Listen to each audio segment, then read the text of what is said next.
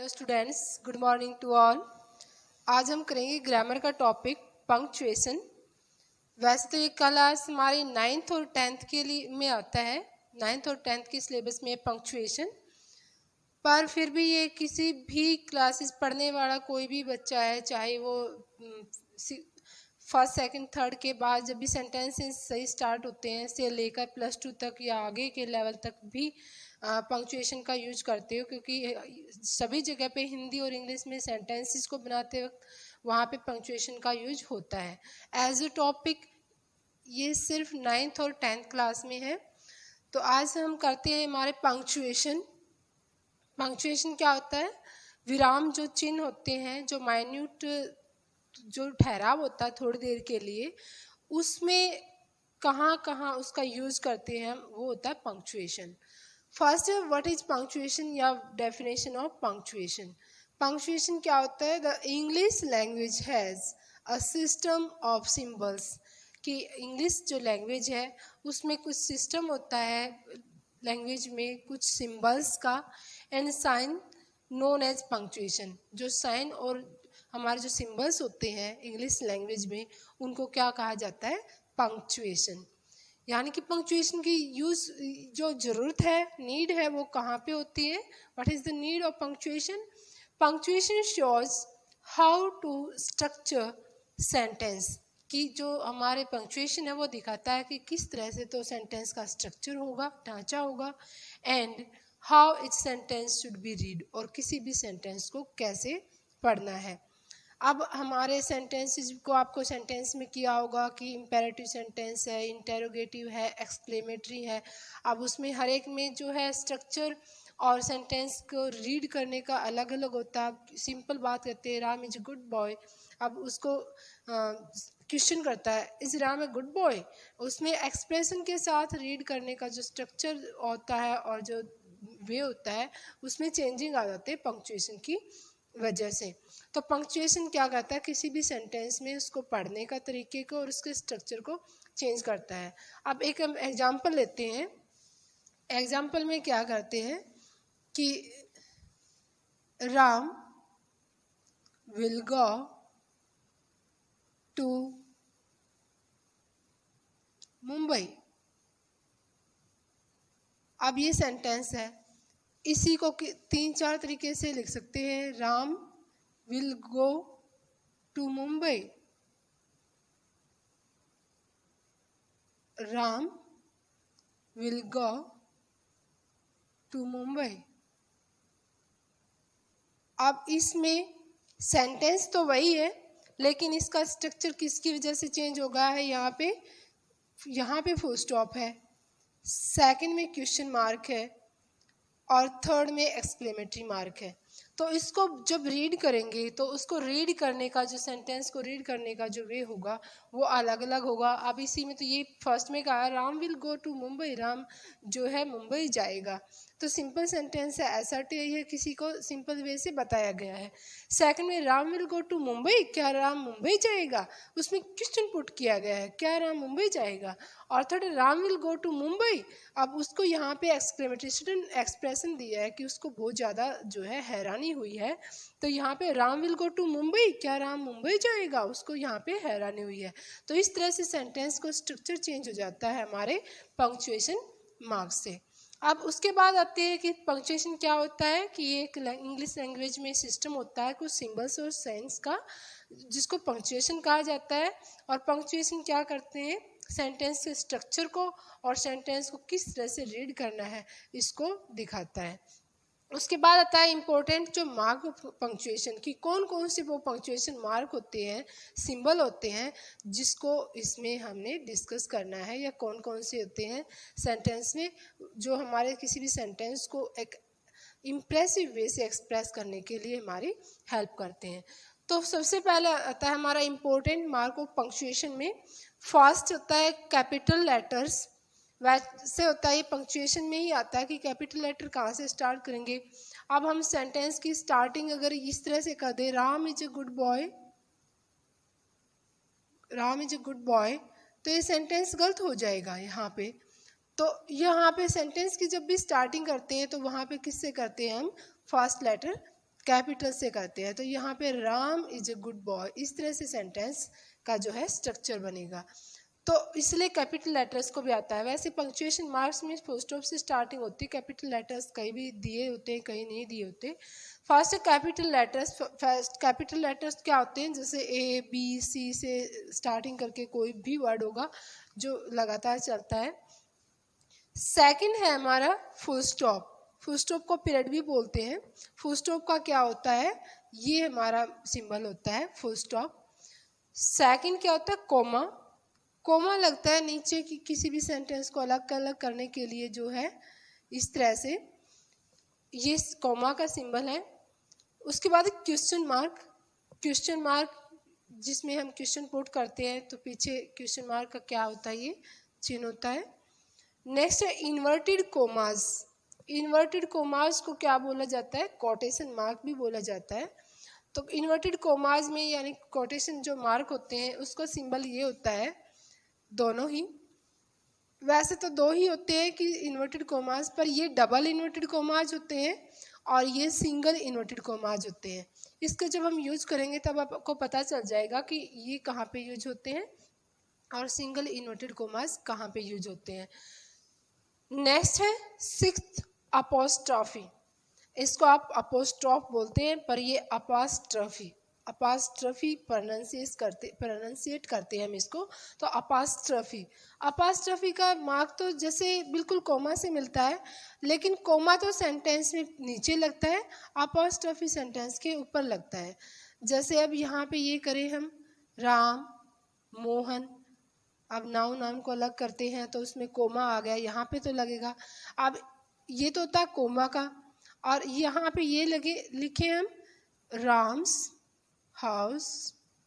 अब ये जो है इन्वर्टेड कोमा, सॉरी, जो कोमा तो लगता है बीच नीचे और अपोस्ट्रोफी हमारा लगता है ऊपर। तो इसमें ये डिफरेंस करना, अपोस्ट्रोफी ऊपर लगता है और कोमा नीचे लगता है। वैसे चिन्ह जो सिंबल है वो एक जैसा लगता है। सेवंथ हमारा साइन ऑफ एक्सक्लेमेशन, जो हैरानी को, विस्मय आदि बोधक जो वाक्य चिन्ह होता है, विस्मय आदि बोधक बोला जाता है इसको, साइन ऑफ एक्सक्लेमेशन को। तो उसका मार्क कैसे होता है ये। उसके बाद है नेक्स्ट हमारा सेमी कॉलन। सेमी कॉलन अर्धविराम जिसको बोला जाता है, सेमी कॉलन में ये मार्क होता है, इसमें फुल स्टॉप और कोमा जो ऊपर नीचे दोनों एक साथ होते हैं। नेक्स्ट है हमारा कॉलन। कॉलन में दो ही होते हैं एक साथ, जैसे सेमी कॉलन में तो आप जो फुल स्टॉप का और कोमा के जैसे निशान होता है मार्क्स, और कॉलन में दोनों ही ऊपर नीचे फुल स्टॉप जैसे साइन होते हैं। उसके बाद है टेंथ हाइफन। हाइफन में छोटा होता है, ये जो भी है हमारा मार्क हाइफन के लिए छोटा यूज करेंगे हम, और डैश में थोड़ा बड़ा होता है। दोनों ही एक जैसे लगते हैं, पर हाइफन में बिल्कुल छोटा होता है और डैश में बड़ा होता है। नेक्स्ट आता है हमारा लास्ट जो है फ्रेंथेसिस। फ्रेंथेसिस जो होते हैं उसमें ब्रैकेट्स जो होती हैं, ब्रैकेट्स का यूज होता है, पर ब्रैकेट्स जो है अलग अलग यूज की जाती हैं, कोई कैसे यूज करता है। जैसे फर्स्ट है हमारी ये ब्रैकेट, जिसको राउंड ब्रैकेट बोला जाता है। जो फ्रेंथेसिस में ब्रेसेस, ब्रैकेट्स और एलिप्सिस जो आता है, ये तो वर्ड हम प्रोनाउंसिएट करते हैं या यूज किए जाते हैं यूएस इंग्लिश में, और इसको पैरेंथेसिस को राउंड ब्रैकेट बोला जाता है, ब्रेसेस को कर्ली, अब ये कर्ली है घुमावदार है तो इसको कर्ली ब्रैकेट्स बोला जाता है, और जो ब्रैकेट होती है ये वाली हमारे स्क्वायर की स्क्वायर ब्रैकेट बोला जाता है। इनको जो है ये लैंग्वेज यूज की जाती है तीनों की, राउंड कर्ली और स्क्वायर यूके इंग्लिश में। आप कोई भी राउंड ब्रैकेट बोलो या पैरेंथेसिस वो आपको पता चल जाएगा, ब्रेसेस बोलो या ब्रैकेट बोलो, कर्ली बोलो, स्क्वायर बोलो, आपको ये बोलता है सेंटेंस में कि आपको कर्ली ब्रैकेट यूज़ करनी है तो वो ये आती है। अब पैरेंथेसिस की जगह पे ही हम यहाँ पे ब्रेसेस ब्रैकेट को यूज़ कर सकते हैं। एलिप्सिस दोनों में अलग होता है। एलिप्सिस को ऐसे प्रोनाउंसिएट करते हैं एलिप्सिस। एलिप्सिस होता है किसी सेंटेंस को पूरा लिखने की बजाय उसको हाफ करके ऐसे बोल दिया जाए कि बस इतना है। जैसे किसी सेंटेंस को करना है कि ए बी सी से लेकर मीन्स जेड तक, टू जेड। तो ये जो होता है एलिप्सिस का मतलब ये पूरा गैप दिया जाता है कि बीच में सबको ये होता है कंफर्म कि यहाँ पे क्या आना है, मतलब ए बी सी डी जो अल्फ़ाबेट्स होती है वहाँ वो टोटल लिखनी है। तो ये होता है एलिप्सिस का यूज। अब हम करते हैं वन बाय वन इनको कि इनके यूजेस कहाँ कहाँ होते हैं। After punctuation marks we will discuss one by one these marks. First is use of capital letters. Use of capital letters, जो कैपिटल लेटर्स मार्क जैसे A B. Use of capital letters first है in starting of a new sentence. किसी भी नए sentence की जब शुरुआत करते हैं तो स्टार्टिंग करते हैं तो वहाँ पे हमारा क्या आता है, कैपिटल लेटर आता है। For example Ram is a good boy.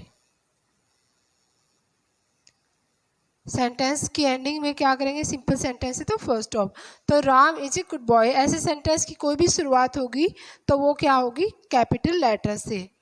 Next है first letter of proper noun and proper adjectives. कोई भी जो प्रॉपर नाउन होती है, कोई भी प्रॉपर नाउन क्या होती है, any particular name of a person और प्लेस और थिंग।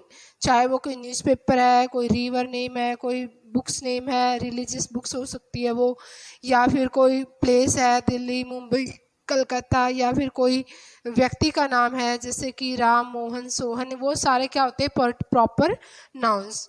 और प्रॉपर एडजेक्टिव जो प्रॉपर नाउन से बनते हैं, जैसे इंडिया से इंडियन है, अमेरिका से अमेरिकन है, तो वो फर्स्ट लेटर क्या आएगा, कैपिटल आएगा। जैसे रोहतक, दिल्ली, गंगा गंगा, या फिर आपका हो गया कोई मोहन सोहन, जो भी ये प्रॉपर नाउन्स होते हैं। या फिर प्रॉपर जो एडजेक्टिव होंगे यहाँ पे, जैसे इंडिया से इंडियन, अमेरिका से अमेरिकन, ये सारे क्या होते हैं, फर्स्ट लेटर इनके कैपिटल्स होते हैं प्रॉपर नाउन और प्रॉपर एडजेक्टिव्स के। तो प्रॉपर नाउन में हमारा ये आता है name of days, months, subjects, festivals. तो ये सारे के सारे प्रॉपर नाउन्स में ही आते हैं, क्योंकि संडे कहते ही प्रॉपर नाम आता है किसी डे का। तो ये सभी जो है डेज जैसे संडे मंडे, या मंथ्स जैसे मई, सब्जेक्ट्स है जैसे इंग्लिश हिंदी संस्कृत, जो भी पंजाबी आपकी हो सकता है, फेस्टिवल्स जैसे होली दिवाली, तो या सारे क्रिसमस, ये सभी क्या आएंगे, इनके फर्स्ट लेटर कैपिटल्स आएंगे। नेक्स्ट आता है to begin the reported speech in direct narration. जब किसी डायरेक्ट नरेशन में रिपोर्टेड स्पीच को लिखते हैं तो उसका भी फर्स्ट लेटर क्या होता है, कैपिटल होता है। For example Ram said I am a good boy। तो ये आपका क्या होता है, फर्स्ट लेटर कहाँ से स्टार्ट, रिपोर्टेड स्पीच का सेंटेंस क्या होगा, फर्स्ट लेटर जो होगा आपका कैपिटल होगा। उसके बाद आता है आपका जो नेम ऑफ डेज मंथ्स, ये तो हो जाता है रिपोर्ट डायरेक्ट नरेशन में।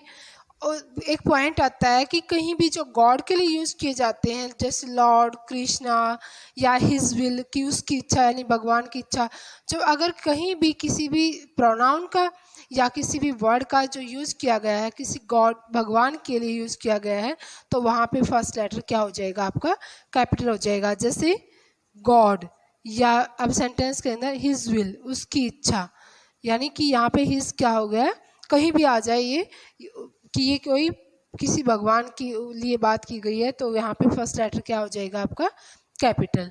तो यहाँ पे कैपिटल लेटर्स के आपके बता दिए गए हैं। नेक्स्ट क्या होता है, यूज ऑफ फुल स्टॉप। जो फुल स्टॉप का यूज़ कहाँ होता है, दो ही इसके ज़्यादा तो पॉइंट्स आते हैं। एक तो फर्स्ट है हमारा in the end of every simple and imperative sentences, या तो सिंपल सेंटेंस हो या इम्पेरेटिव हो, तो उसका जो सेंटेंस होगा वो किससे एंड होगा, हमारे फुल स्टॉप से। फॉर एग्जाम्पल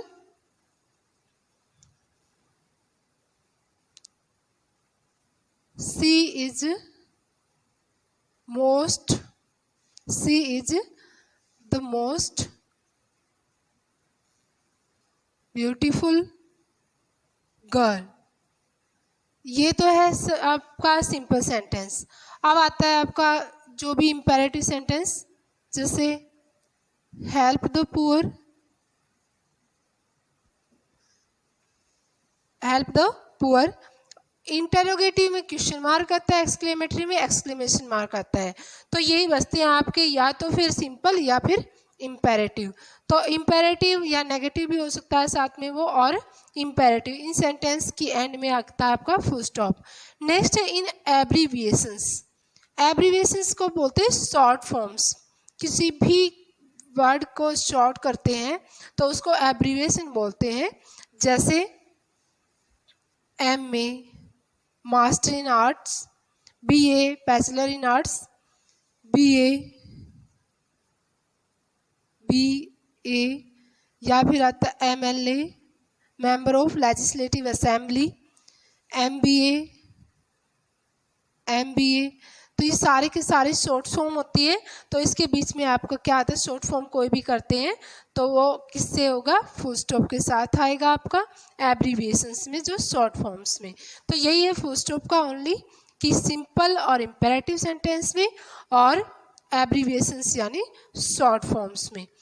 तो ये शॉर्ट फॉर्म होती है MA master of arts, BA bachelor in arts, MLA member of legislative assembly, या फिर प्राइम मिनिस्टर PM या चीफ मिनिस्टर CM। ये सारे के सारे क्या होते हैं, शॉर्ट फॉर्म होती है। फॉरेस्ट ऑफिसर FO, ये सभी एब्रीविएशंस होती हैं। और एब्रीविएट करने के लिए किसी भी सेंटेंस में कोई भी होगा तो उसको हम क्या करेंगे, फुल स्टॉप लगा देंगे, या फिर मिस्टर लगा देते हैं, पंडित नेहरू। तो इसमें ये सारे के सारे क्या हो जाते हैं, डॉक्टर। ये शॉर्ट एब्रीविएशंस में फुल स्टॉप आता है आपका। नेक्स्ट आता है use of comma. Use of coma.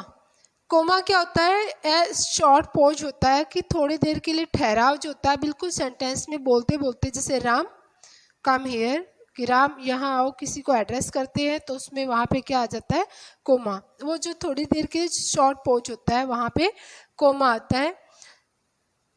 तो फर्स्ट है use to separate items in a list. किसी भी लिस्ट में जो आइटम्स होते हैं उसको हम क्या करते हैं, सेपरेट करने के लिए यूज करते हैं कोमा का। For example, Ram bought apples, bananas, orange and grapes from the market. तो ये लिस्ट थी आपकी चीज़ें, एप्पल्स, बनानास, ऑरेंज, या फिर वो क्या हो सकता है आपका, कोई भी नाउन हो सकती है, कोई भी एडजेक्टिव हो सकता है। जैसे Ram, Mohan, Sohan and Geeta are best friends. तो ये आपके नाउन हो जाती है, नाउन को अलग करने के लिए। या फिर नेक्स्ट एग्जांपल लेते हैं, कोई एडजेक्टिव हो, जैसे Ram is brave, honest and intelligent boy. तो ये एडजेक्टिव है इसकी, जो किसी भी नाउन को जो क्वालिफाई करता है वर्ड, वो एडजेक्टिव होता है, उसको क्वालिफिकेशन बताता है, विशेषता बताता है उसकी, जो विशेषण होता है। तो ऑनेस्ट, इंटेलिजेंट, ये एडजेक्टिव्स हैं। तो इस तरह से कोई भी नाउन है इकट्ठी, या फिर कोई एडजेक्टिव्स हैं, कोई भी लिस्ट जो होती है आइटम्स की, उसको सेपरेट करने के लिए क्या यूज़ किया जाता है, कोमा। नेक्स्ट है इन अपोजिशन।